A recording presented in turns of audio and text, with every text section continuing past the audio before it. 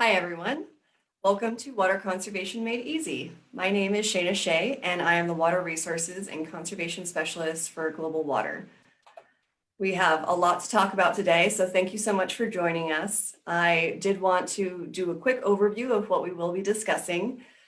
I wanted to start with a little bit more discussion on global water resources and the conservation opportunities that already exist. I'll talk a little bit about our philosophy on utility management, which is what we call total water management. I'll also touch on our water audit program, some of the basin studies that we are involved in, and the technology we use to encourage water efficiency. Then I'm going to dive right into the details, and we will talk about all the ways that you can save water inside and outside of your home. So we will just go ahead and get started.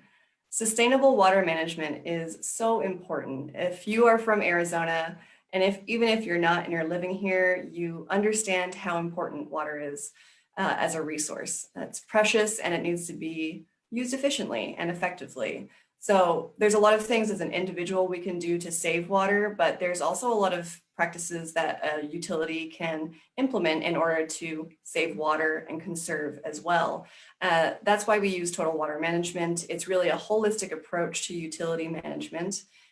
Some of the principles that are included in this theory are localizing our water resources. So in Maricopa, you're in a very interesting and integrated system where recycled water, or the water that's coming from your homes to our facilities for treatment, is treated and then is able to be redistributed throughout the community, going towards the public lakes, irrigation, etc. So that locality of the water is really allows us to save and conserve water by not using other potable sources. We also encourage the use of new technologies, promote education in our communities, and encourage partnerships in general.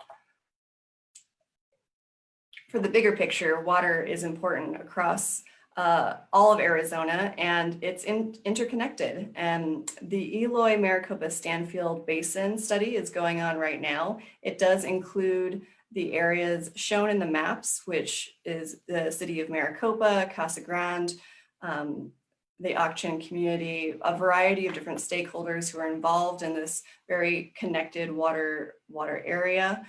We are evaluating the hydrological models to make sure that we have water for a long time into the future. And this is made possible through partnerships. Global Water does work with a lot of the Pinal stakeholders.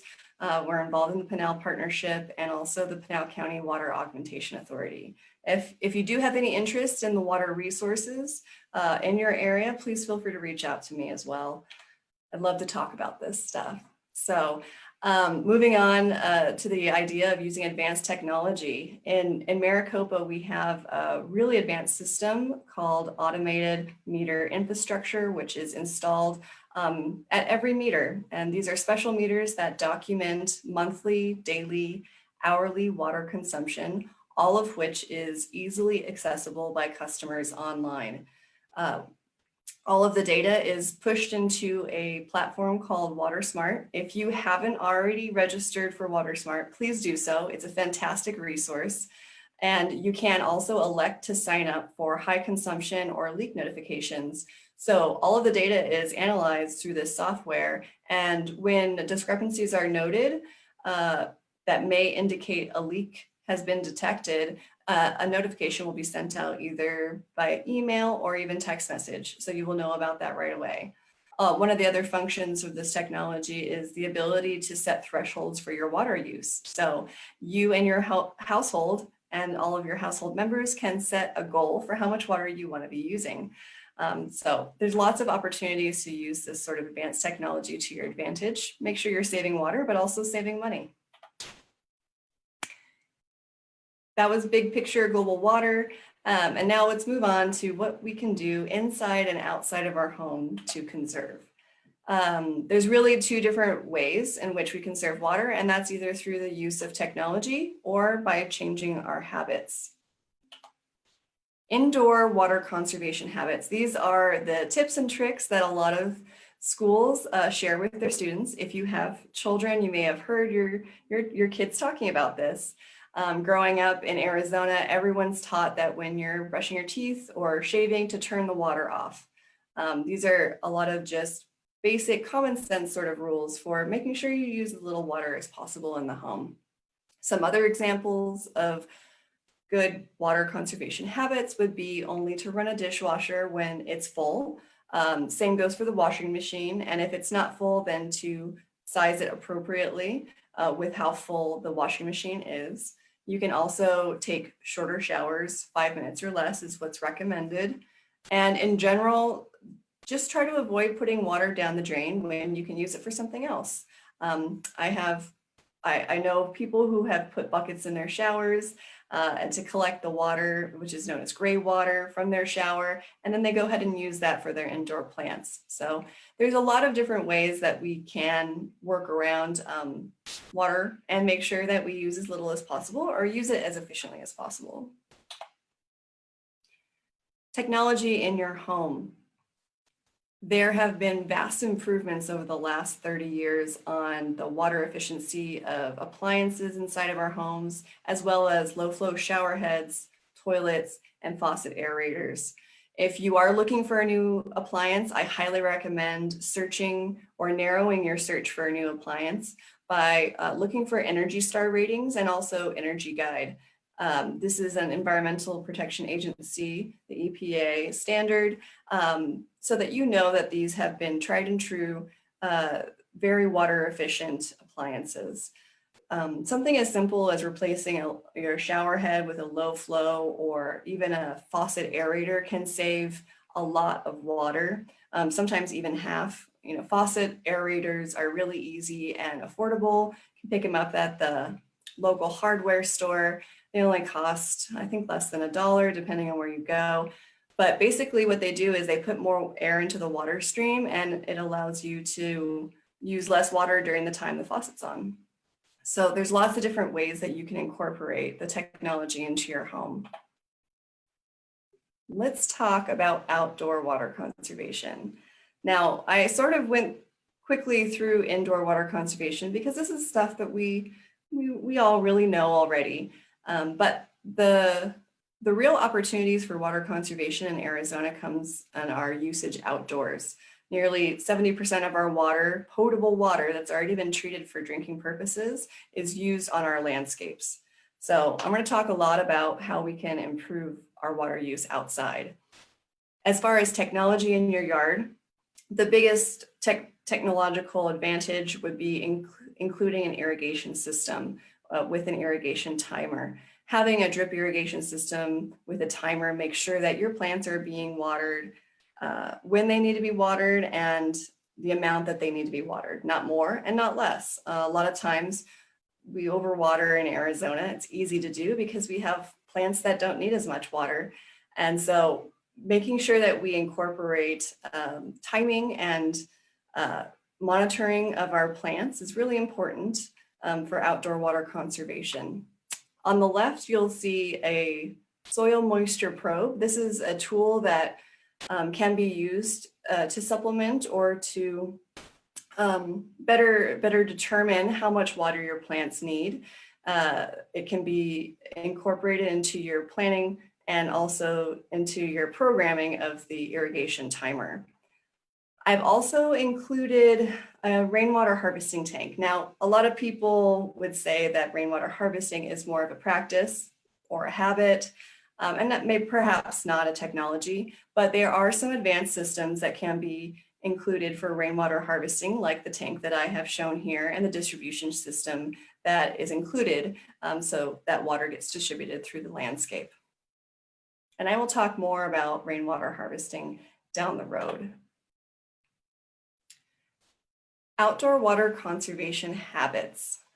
Again, these are some things that we all kind of know or have probably heard of, but I will just run through them because I think it's important to have a refresher, and that's why we're here today. So one of the things that you can do is use a broom to sweep sidewalks or driveways rather than spraying it off with a hose.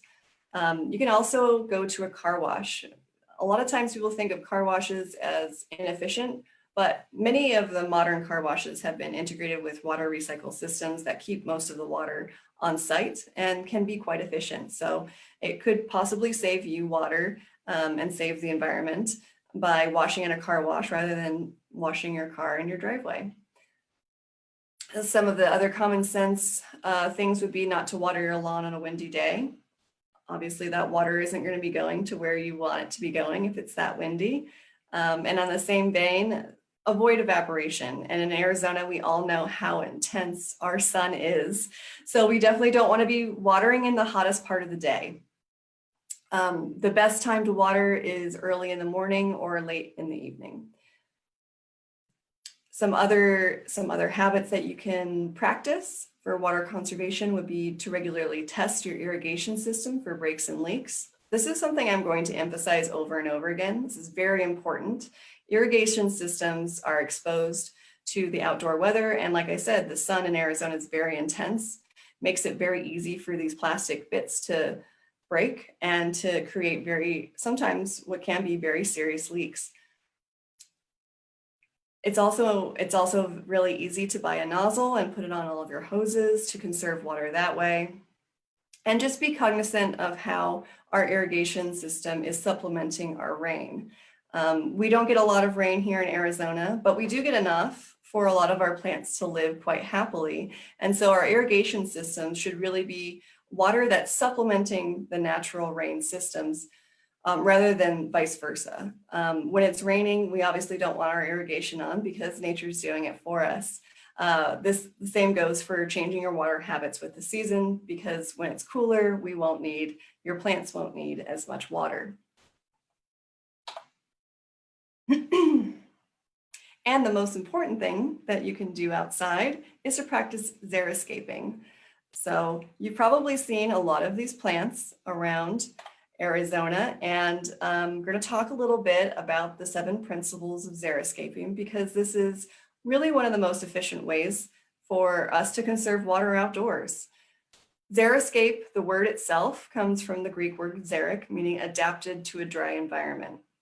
There are 7 components or principles of xeriscaping that I'm going to be talking a little bit about.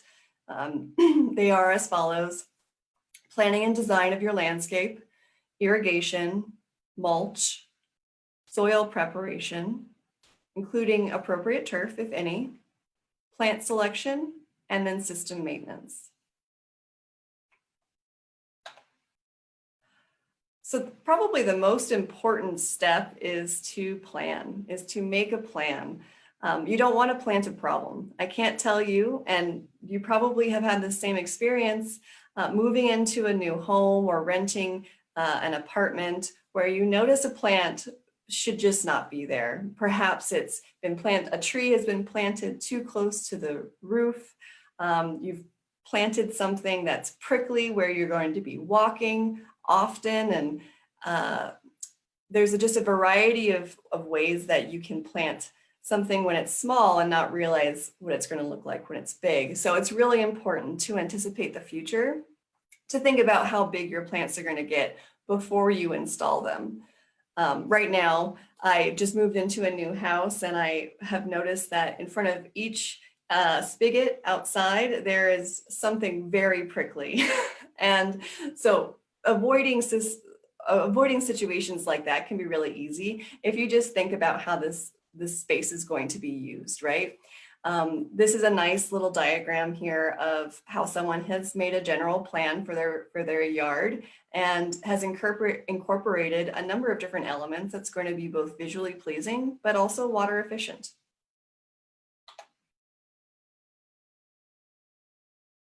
Next step is irrigation.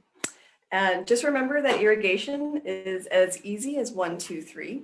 The reason I say it's as easy as 1, 2, 3 is because when you think about how you're going to irrigate your plants, think about the 1 foot, 2 foot, 3 foot rule. For smaller plants, such as ground covers, annual flowers, or cactus, we only need to water to a depth of 1 foot. So after you've watered this type of ground cover, you should be able to feel moisture down to 1 foot into the soil. For medium plants, such as shrubs, you want to make sure that the soil moisture the water has saturated all the way down to 2 feet. And for larger plants, such as trees, you want to have a depth of 3 feet. So these different size plants and different types of plants require different amounts of water. And that's why it's really beneficial to either have separate controllers or separate zones on your irrigation controller to make sure that your plants are being watered effectively. If you have all of your plants of all different types on the same irrigation zone or the same controller, then some of the plants are going to be getting way too much water and the others won't be getting enough. So having a plan for how you're going to irrigate is really important when you're installing new irrigation or fixing what's already existing. And now we get to talk a little bit about rainwater harvesting, which is one of my favorite topics. It can be something complex, like the storage tank that I had shown earlier, where water was collected from the gutters off of the roof of the house or shed and stored in this tank and then distributed later on. But it doesn't have to be complicated at all. In fact, it can be quite simple and very easy to incorporate some passive rainwater harvesting into your landscape. All you need is a shovel and some time and effort. So you can see on the left here, there's an image of this. There's an image of a home with 3 trees, but these trees have basins around them. And what's happening is when it rains, the water that's running off from the roof isn't actually able to reach the trees because of these basins.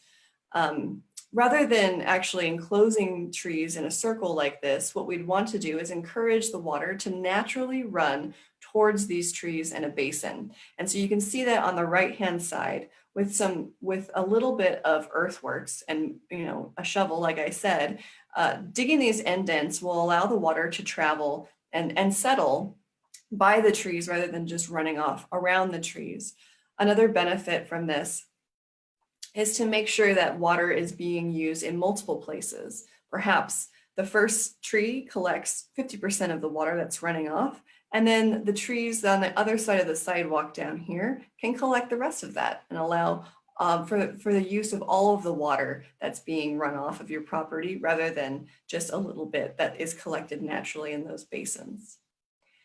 Global Water has just worked on a new rainwater harvesting brochure. So if you are interested at all in rainwater harvesting, please contact me and I'd be happy to share that information with you. Mulch. So mulch can be a variety of different mediums. It can be wood material, it can be coir, it can be anything that's really like a top cover. And what it's going to do is it's going to reduce evaporation in the soil. And it's also going to help preserve the soil temperature. So we know that it can get very hot here. If you're planting something, a new plant or even in a garden, something that's a little bit more water intensive perhaps, you want to make sure that you retain as much soil moisture as possible. And so having mulch present really helps ensure that plants can retain all of the water they need. It also prevents erosion during heavy rainfall events so that you're not losing a bunch of your soil and your dirt when those events happen.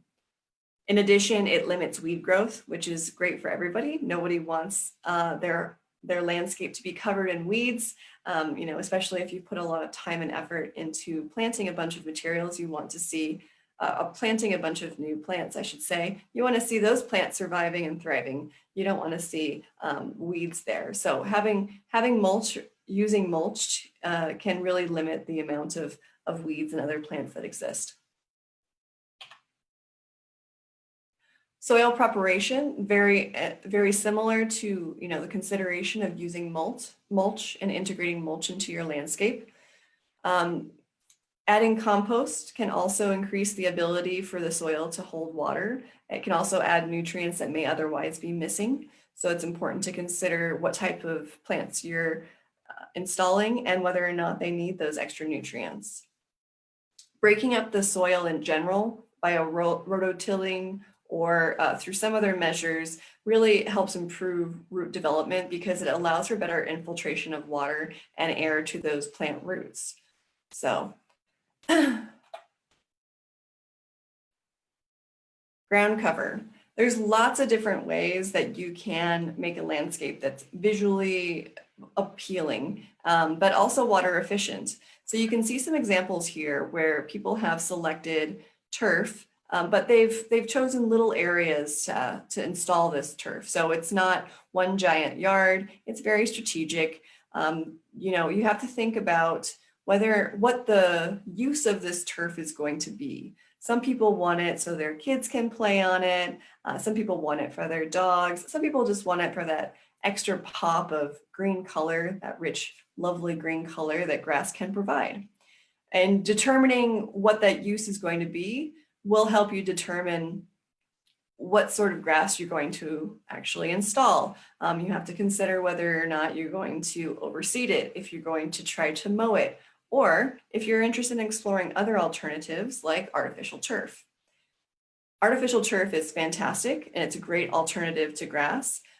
Still provides that green color and has a lot of other uses. One consideration when determining whether or not you want real live grass or artificial grass, turf, is how hot the turf is going to get in the summertime. So some of the turf is made out of plastic, and this will attract heat and can get quite hot during the summer months. So if you do plan on walking on this barefoot, probably don't want to be installing turf, or at least not walking on it in the summertime. Again, all of this relates back to, you know, giving some thought about how you're going to be using your landscape and how you want to enjoy your yard. This is your own personal oasis. Make sure that it does everything that you need it to do.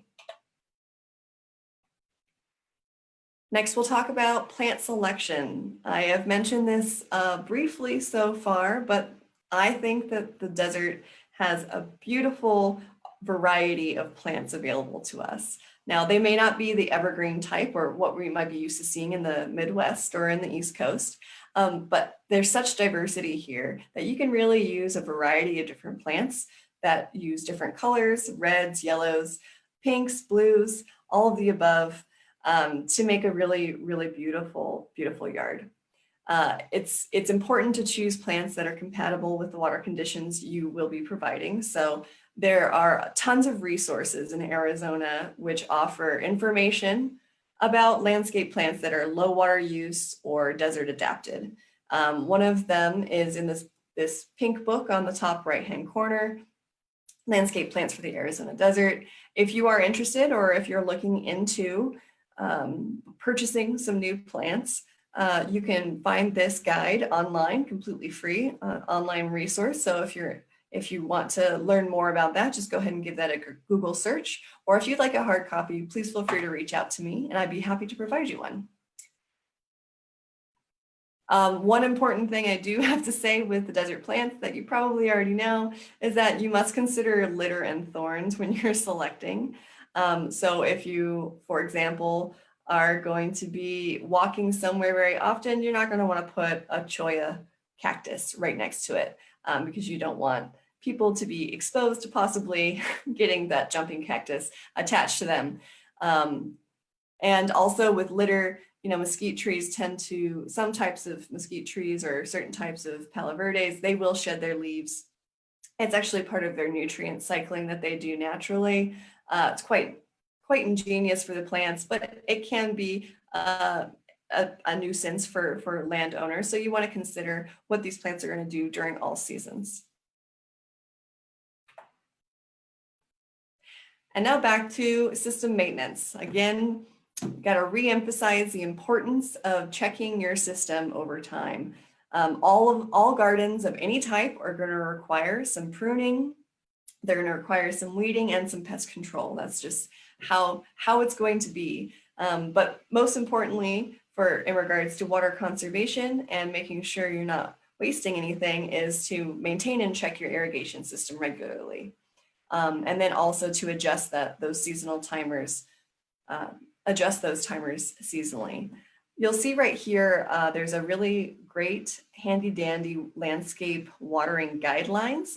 This card right here gives you a summary of everything you need to know for the different types of plants and ground covers and how often to water them during which season.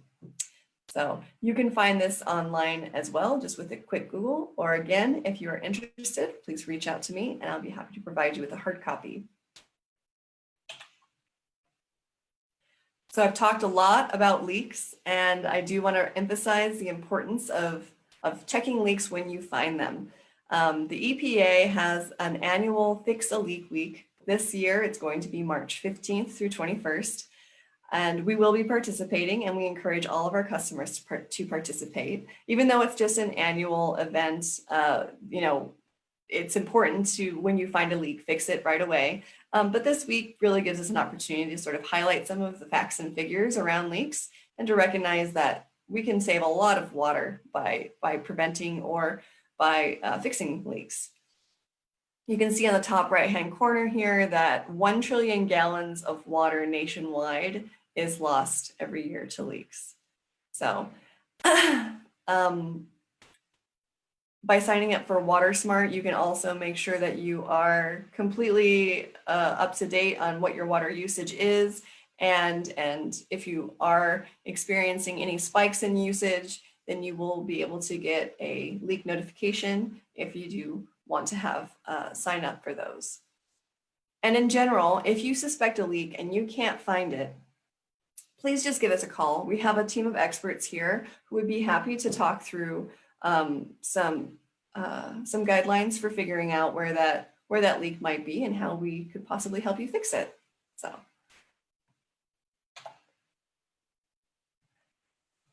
So to recap, I'm just going to do a quick test your conservation knowledge. As you watch this, we talked a lot about what sort of water saving habits you can practice inside of your home, such as brushing your teeth, turning off the water while you brush your teeth, or making sure your dishwasher is full before you go ahead and push go.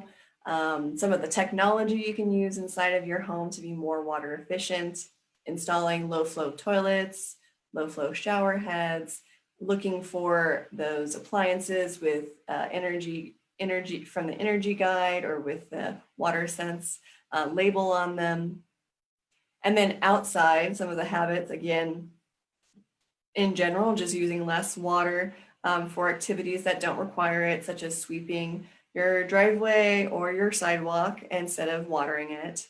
And then technology, really the big emphasis outdoors for our technology is utilizing irrigation systems and the advanced systems that are available to us now.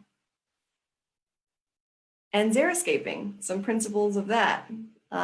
For me, my biggest takeaway from xeriscaping is making sure that the irrigation timer is accurate. And if I am able to, using different settings for different types of plants or different areas so that plants are being watered appropriately and not too much and not too little. And with that, I will leave you with my contact information. Again, my name is Shaina Shay. I'm so happy to have had you join us here today for a short overview of water conservation made easy, and all the tips and tricks that go along with saving water in Arizona. I look forward to hearing from you. Thank you very much. Awesome. Thank you so much, Shaina. And like she said before, if you guys have any questions, you can contact her directly, or you can also contact us here at the library and we will pass on that information. But if you want to review any of this amazing information and all of these wonderful resources, you can just rewatch the video at your own leisure and let us know if you have any questions. And we will hopefully see you in the future and give you more of these wonderful presentations. So thank you so much. Thank you.